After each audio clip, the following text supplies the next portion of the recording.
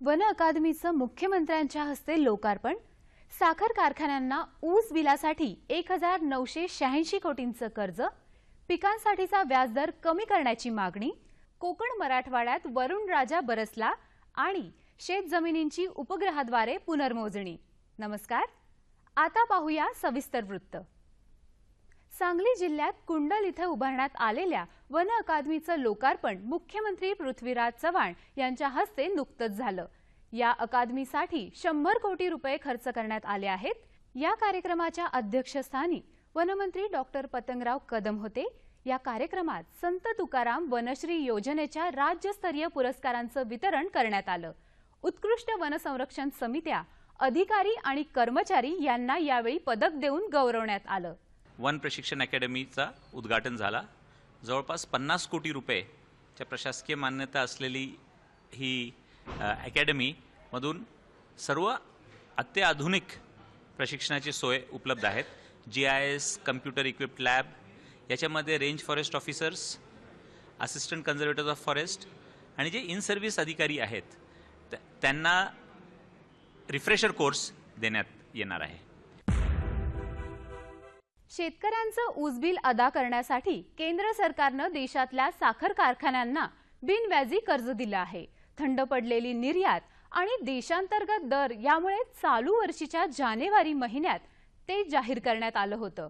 या कर्जापोटी महाराष्ट्राला आतापर्यंत सुमारे 1986 कोटी रुपये मंजूर करण्यात आले आहेत। राज्यातल्या 86 सहकारी तर 42 खासगी अशा एकूण 128 साखर कारखान्यांना हे बिनव्याजी कर्ज उपलब्ध करून देण्यात आलं आहे। फळपिकांसाठी देण्यात येणाऱ्या कर्जावरील व्याजाचे दर कमी करावेत अशी मागणी संत्रा उत्पादकांनी केली आहे।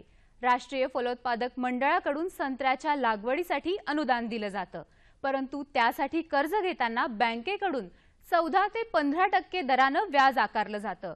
या संदर्भात केंद्रीय ग्रामविकास मंत्री नितीन गडकरी यांनी केंद्रीय अर्थमंत्री अरुण जेटली यांना पत्र लिहिलं आहे।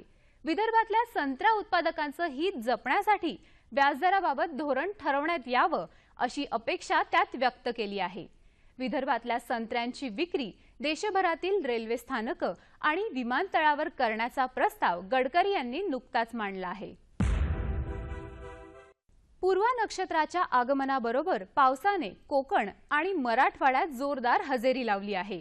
मराठवाड्यातल्या उस्मानाबाद, लातूर, बीड आणि हिंगोली जिल्ह्यात गेल्या 3 वर्षात पहिल्यांदाच एवढा पाऊस पडला। कोकण तसंच विदर्भातही काही ठिकाणी अतिवृष्टीची नोंद झाली आहे।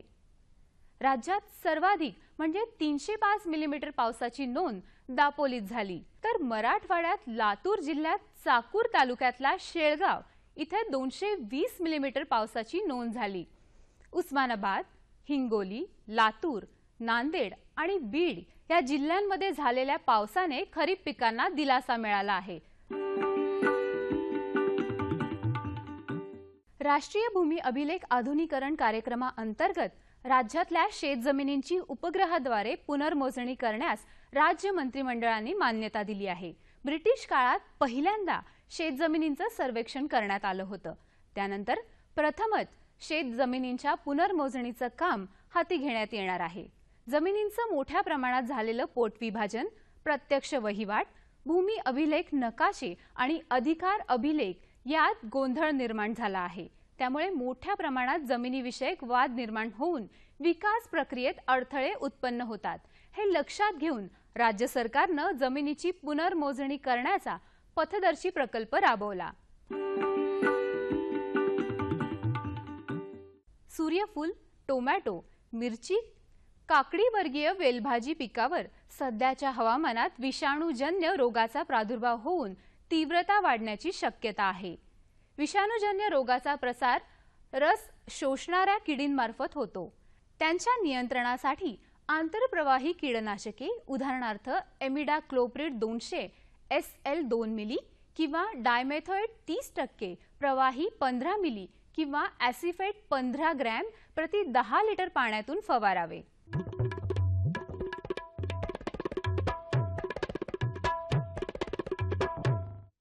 आता बघूया कराड कृषी उत्पन्न बाजार समितीचे काही बाजारभाव प्रति क्विंटलचे. चिकू कमाल 1400 रुपये, किमान 1000 रुपये. केळी कमाल 1600 रुपये, किमान 1200 रुपये. आले कमाल 6000 रुपये, किमान 4000 रुपये. बटाटा कमाल 2500 रुपये, किमान 2000 रुपये. भेंडी कमाल 3800 रुपये, किमान 3000 रुपये. काकडी कमाल 1000 रुपये, किमान 600 रुपये. कांदा कमाल 2300 रुपये, किमान 1800 रुपये. आणि लसूण कमाल 4000 रुपये, किमान 2500 रुपये. कृषी बाजारभाव विषयक अधिक माहितीसाठी www.agmarknet.nic.in किंवा www.msamb.com या संकेतस्थळाला भेट द्या.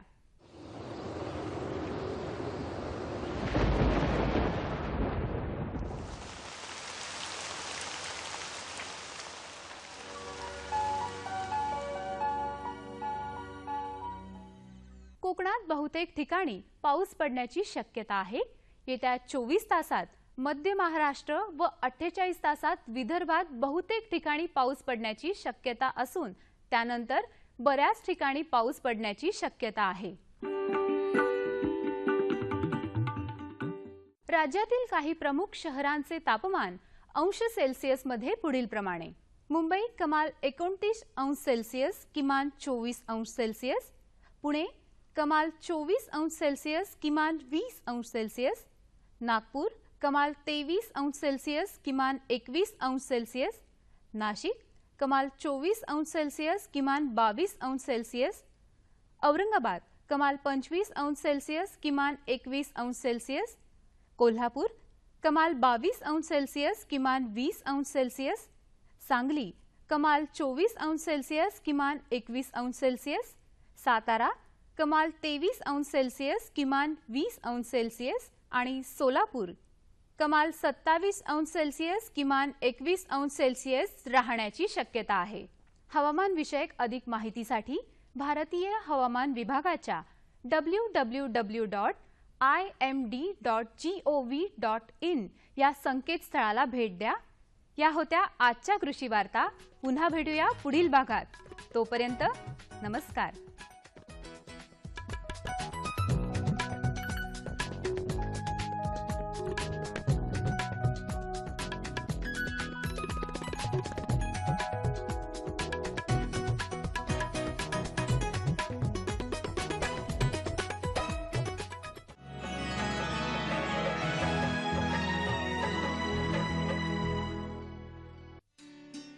नव्या युगाने जगण्याच्या जशा दिशा बदलल्या तसे नवे उद्योग, नवे तंत्रज्ञान देखील दिले.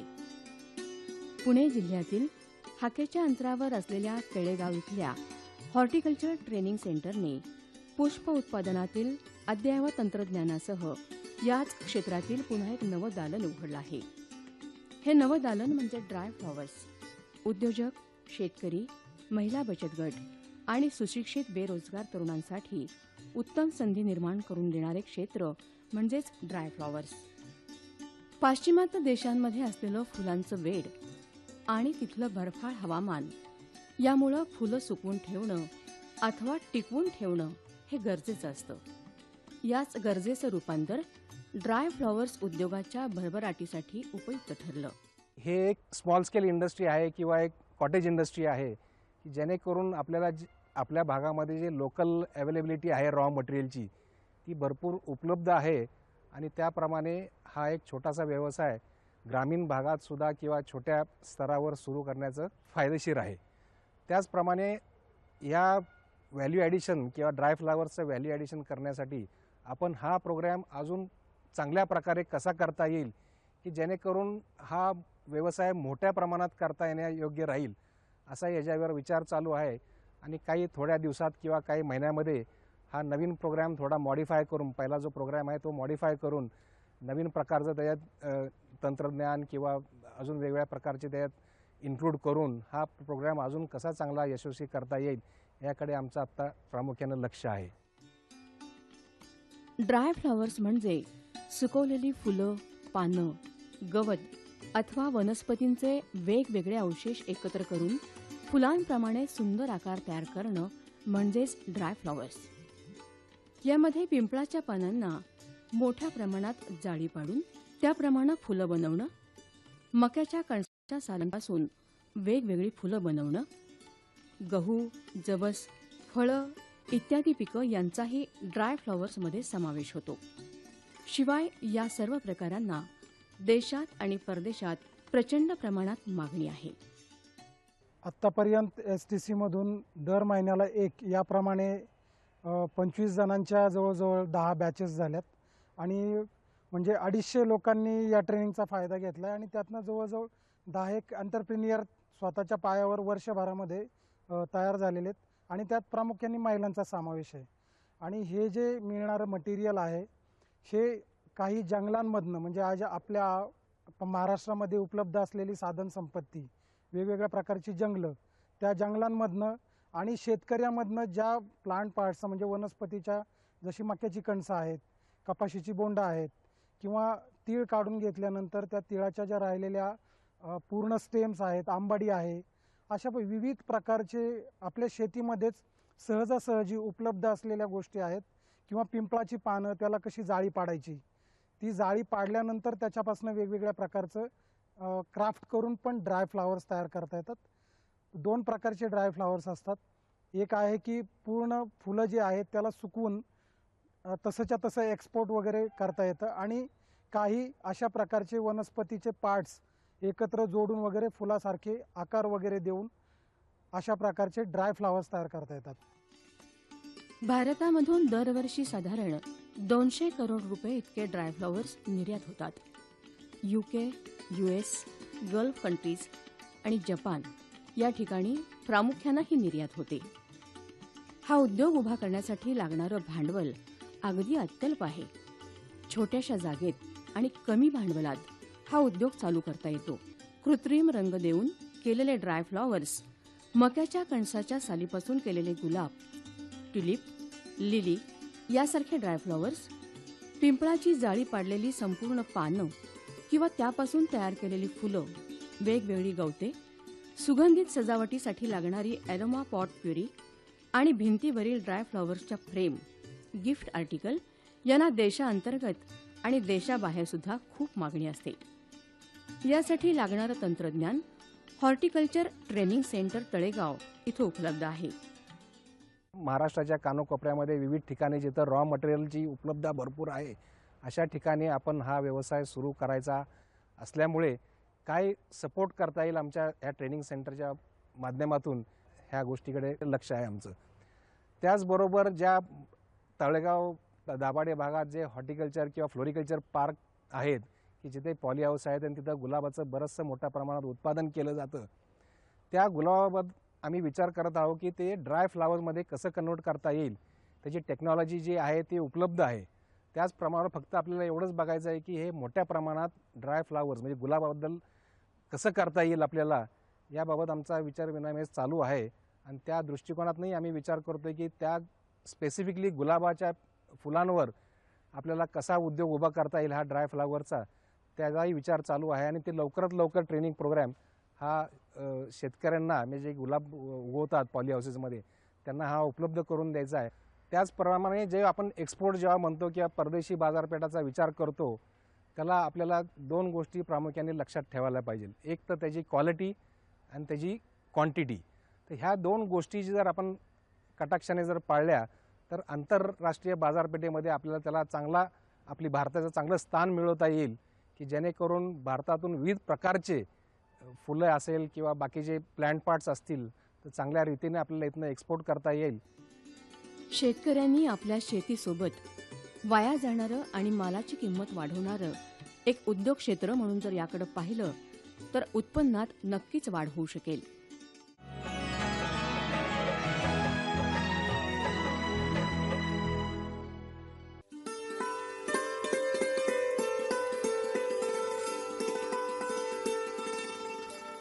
गेल्या काही वर्षात आपल्या देशात दर्जेदार आहाराविषयी जागृती वाढली आहे.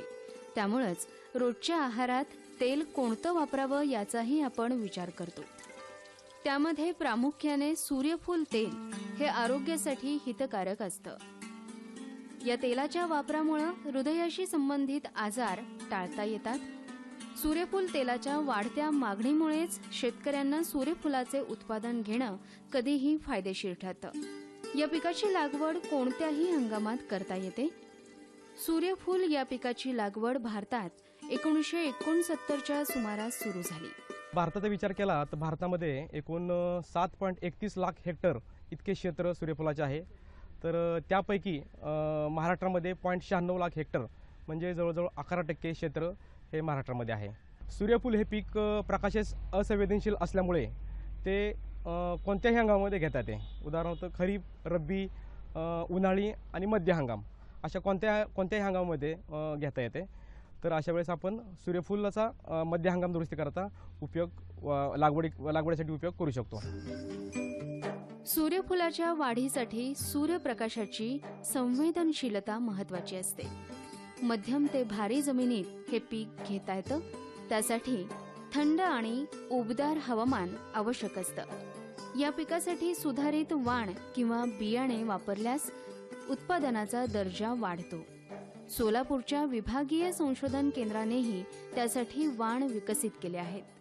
सूर्यफुलाच्या हवामानाच्या गरजा अशा विस्तृत आहेत, कारण सूर्यफूल हे कोणत्याही ऋतूमध्ये हंगामामध्ये घेता जरी येत असले तरी त्यासाठी थंड हवामान उगवणीच्या वेळेस आणि रोपावस्थेच्या वेळेस थंड हवामान असणे गरजेचं आहे. त्यानंतर रोपावस्थे ते फुलावस्थेच्या दरम्यान उबदार हवामान असणे गरजेचं आहे. तर ज्यावेळेस सूर्यफुलाची फुलावस्था येते त्यावेळेस पाऊस नसणे आणि ढगाळ हवामान नसणे हे अत्यंत गरजेचं आहे. कारण पाऊस जर असेल आणि ढगाळ जर असेल तर परागकण धुवून जाण्याची दाट शक्यता असते आणि परागीकरण व्यवस्थित न होता बियाणे भरत नाही किंवा पोचट राहते. सूर्यफुलाच्या संकरित आणि उन्नत वाणाचा जर विचार केला तर सूर्यफुलाकरता मॉर्डेन EC 68414, SS 56, भानू, LSF 8 आणि DRSF 108 हे उन्नत वाण सध्या उपलब्ध आहेत. यामध्ये मॉर्डन हा EC 68414 हा वाण सर्वात अगोदर रशियामधून आपण आणलेला होता. हा जास्त तेलाचे प्रमाण असलेला वाण आहे. त्यानंतर मॉर्डेन हा जो वाण आहे हा बुटक्या जातीचा असून याची उत्पादन क्षमता जास्त आहे. त्यानंतर विभागीय कृषी संशोधन केंद्र सोलापूर या ठिकाणाहून सन 1988 साली SS 56 हा सुधारित वाण या संशोधन केंद्राने विकसित केलेला आहे. त्याचे उत्पादन साधारणतः 10 ते 12 क्विंटल प्रति हेक्टर इतकं आहे. तसेच विभागीय कृषी संशोधन केंद्र सोलापूर येथून 2006 साली भानू ही सुधारित जात प्रसारित करण्यात आलेली आहे. त्याचं उत्पादन 15 ते 16 क्विंटल प्रति हेक्टर इतके येतं. सूर्यफुलाच्या लागवडीत एकाच जागी अधिक रोपे वाढल्यास अन्नद्रव्याची कमतरता भासते. त्यामुळे विरळणी आवश्यक ठरते. विरळणीमुळे पिकाची उत्पादकता 20% वाढते. रासायनिक तणनाशकांचा प्रमाणात वापर आवश्यक असतो. सूर्यफूल हे पीक परागीभवनावर अवलंबून असते. संजीवकाच्या फवारणीमुळे परागकणांची कार्यक्षमता वाढते. आता लागवड झाल्यानंतर आंतरमशागतीमध्ये सर्वात महत्त्वाचं म्हणजे सूर्यफूल पिकामध्ये विरळणी करणं अतिशय गरजेचं आहे. कारण संशोधनामध्ये असं दिसून आले आहे की विरळणी केल्यानंतर उत्पादनामध्ये 18 ते 20% इतकी भरघोस वाढ झाल्याचे आढळून आलेले आहे. आपण जर त्या पिकामध्ये विरळणी जर केली नाही, जर एकाच जागेवरती 2 आणि 3 रोपं जर वाढले तर त्या रोपांची एकमेकास प्रतिस्पर्धा सुरू होते अन्नद्रव्यासाठी आणि उपलब्ध ओलावा वापरण्यासाठी. म्हणून एका जागेवरती एकच रोप ठेवून आपल्याला विरळणी करायची आहे. विरळणी करण्यासाठी आपल्याला 2 रोपांमध्ये 30 सेंटीमीटर अंतर ठेवायचं आहे. तर 30 सेंटीमीटर अंतर ठेवून विरळणी आपण 10 ते 15 दिवसांनी पेरणीनंतर विरळणी करायची आहे. रोप पेरणीनंतर सूर्यफुलाच्या पेरणीनंतर ते 45 दिवसापर्यंत पीक तणमुक्त असणं अत्यंत गरजेचं आहे. तर त्यासाठी तुम्ही 15 दिवसांनी एक कोळपणी, त्यानंतर 30 दिवसांनी एक कोळपणी आणि 45 दिवसांनी एक खुरपणी केली तर तण नियंत्रणामध्ये राहू शकते. जर आपणास मजुरांचा तुटवडा जर भासत असेल तर अशा वेळेस आपण रासायनिक तणनाशकांचाही वापर करू शकतो. त्यासाठी आपण ॲलाक्लोर किंवा पेंडिमिथिलिन हे तणनाशक 50 ते 60 मिली प्रति 10 लिटर या प्रमाणात पेरणीच्याच दिवशी पेरायचे आहे. पेरणी झालेल्या त्याच दिवशी पेरायचे आहे, म्हणजे उगवणीपूर्वी हे तणनाशक जमिनीवरती पडलं पाहिजे, त्यामुळे त्या तणांचा नाश होऊ शकतो. सूर्यफूल हे परपरागीभवन होणारे पीक आहे. यामध्ये जे सूर्यफुलामध्ये जे परागीभवन होत असतं हे वाऱ्यामुळे होत नसून मधमाशामुळे होत असतं. जर एका फुलातील परागकण हे दुसऱ्या फुलावरती जर नाही पडले तर ते दाणे भरत नाहीत. एकाच फुलातील परागकण तेच फूल वापरत नाही. त्यासाठी मधमाशा तुमच्या पिकाच्या जवळ किंवा प्लॉटच्या जवळ असणे खूप गरजेचं आहे. जर मधमाशांचं प्रमाण कमी असेल तर अशा वेळेस हेक्टरी 4 ते 5 मधमाशांच्या पेट्या आपल्या शेताजवळ ठेवायच्या आहेत. किंवा सकाळी 7 ते 11च्या वेळेत हातामध्ये तलम कापड गुंडाळून त्या तलम कापडाने फुलावरती हात फिरवायचा आहे, जेणेकरून एका फुलावरील परागकण हे दुसऱ्या फुलावरती पडले पाहिजेत आणि त्याची फलन होऊन जास्तीत जास्त दाणे भरले पाहिजेत. सूर्यफुलावर तुडतुडे, पांढरी माशी, मावा असे रोग पडतात. त्यासाठी नत्र, स्फुरद, निंबोळी अर्क यांचा वापर योग्य प्रमाणात करावा. किडीचे नियंत्रण केल्यास उत्पादनातील घट टाळता येते. ज्यावेळेस आपल्याला पाणी एकच पाळी उपलब्ध असते तर अशा वेळेस आपण जी फुलर अवस्था आहे, साधारणतः 55 ते 65 दिवसांनी जी फुलर अवस्था येते अशा अवस्थेमध्ये आपण ते एक पाणी दिलं पाहिजे. ते अत्यंत संवेदनशील अवस्था आहे. जर दोन पाण्याच्या पाळ्या उपलब्ध असतील तर आपण 65 फुलोरा अवस्था आणि दाणे भरण्याची अवस्था अशा 2 अवस्थेमध्ये हे पाणी दिलं पाहिजे. त्यानंतर रासायनिक खताचा वापर करणं गरजेचं आहे. पेरणीपूर्वी जमिनीमध्ये 7 ते 8 टन शेणखत प्रति हेक्टरी आपण पूर्व मशागतीच्या वेळेस जमिनीमध्ये टाकायचं आहे. तर आणि नंतर जो रासायनिक खताचा मात्रा आहे ती पेरणीवेळी साधारणतः कोरडवाहूसाठी 50 किलो नत्र, 25 किलो स्फुरद आणि 25 किलो पालाश अशी आहे. तर बागायतीसाठी 60 किलो नत्र, 30 किलो स्फुरद आणि 30 किलो पालाश इतके आहे. सूर्यफुलावरती साधारणतः रस शोषणाऱ्या किडी, पाने खाणाऱ्या किडी आणि स्तबक पोखरणारी आळी असे मुख्यतः किडी पडतात. तर रस शोषणाऱ्या किडीमध्ये तुडतुडे, पांढरी माशी, फुलकिडे आणि मावा या किडी रस शोषणाऱ्या किडीमध्ये आढळतात. तर या किडींच्या नियंत्रणासाठी आपण एकतर मुळात नत्राची मात्रा कमी द्यायची आहे, कारण नत्राची मात्रा आपली जर पिकाला जास्त प्रमाणात झाली तर हे पीक आपलं रस शोषणाऱ्या किडींना बळी पडतं. यासाठी नत्राची मात्रा हे सांगितलेल्या शिफारस मात्रेप्रमाणेच मात्रे इतकीच द्यावी.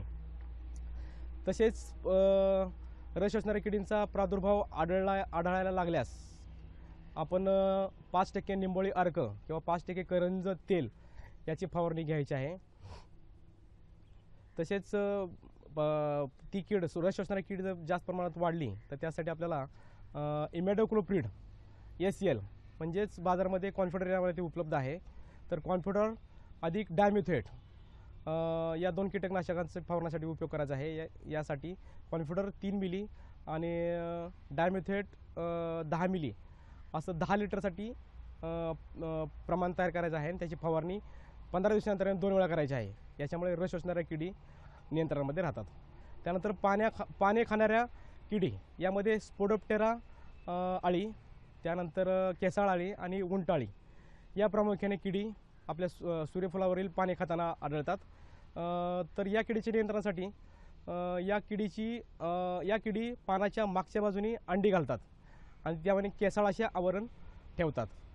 तर अशा अंडी पुंजके आपल्याला जर सापडले किंवा बऱ्याच वेळा जाळीदार पाने सापडतात त्यावरती नुकतेच अंड्यातून बाहेर पडलेल्या आळ्या पानं खाऊन पाने जाळीदार करतात. अशा जाळीदार पाने आढळली तर ते पाने गोळा करून नष्ट करावीत किंवा रॉकेल मिश्रित पाण्यामध्ये किंवा कीटकनाशकाच्या पाण्यामध्ये बुडवून त्याचा नष्ट करावा. तसेच प्रमाण जर या किडींचं पाणी खाणाऱ्या किडींचं प्रमाण जर वाढलं तर त्यासाठी आपण क्विनॉलफॉस किंवा क्लोरोपायरिफॉस किंवा प्रोफेनोफॉस या कीटकनाशकांची 2 मिली प्रति लिटर या प्रमाणात फवारणी करायची आहे.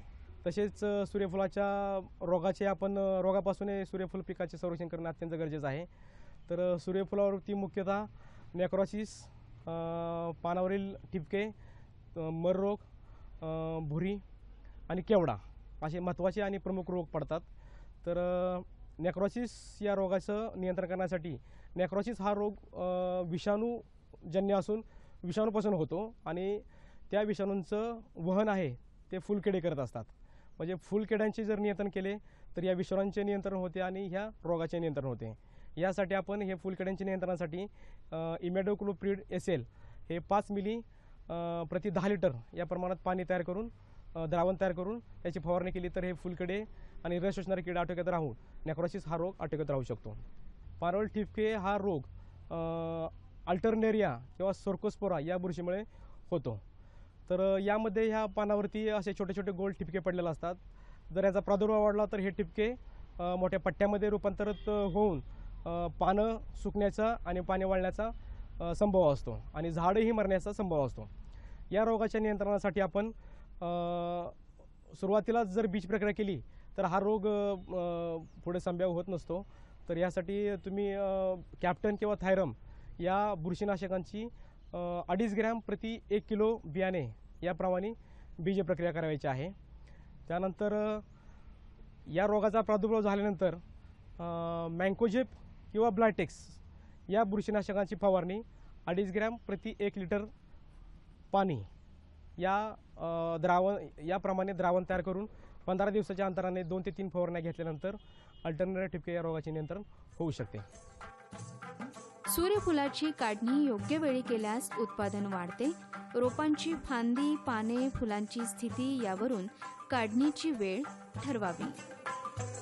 अशा प्रकारे सूर्यफुलांचे अनेक उपयोग आहेत. मात्र रोजच्या आहारात वापरल्या जाणाऱ्या तेलाच्या दर्जासाठी सूर्यफुलाच्या लागवडीचे व्यवस्थापन आवश्यक ठरतं. ते केल्यास उत्पादकता वाढून शेतकऱ्यांची आर्थिक स्थिती आणि जीवनमान उंचावण्यास गती मिळणार आहे. या गतीला शेतकऱ्यांनी योग्य व्यवस्थापनाद्वारे चालना द्यावी आणि स्वतःचाही विकास करून घ्यावा.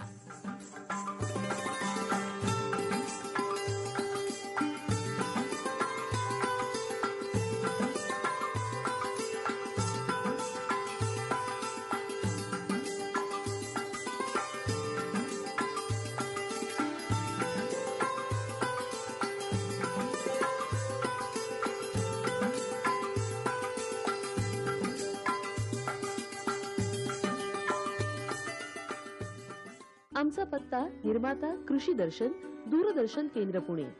आमचे ईमेल ID असे आहे ddkpunekrishi@hotmail.com आणि ddkpunekrishi@rediffmail.com.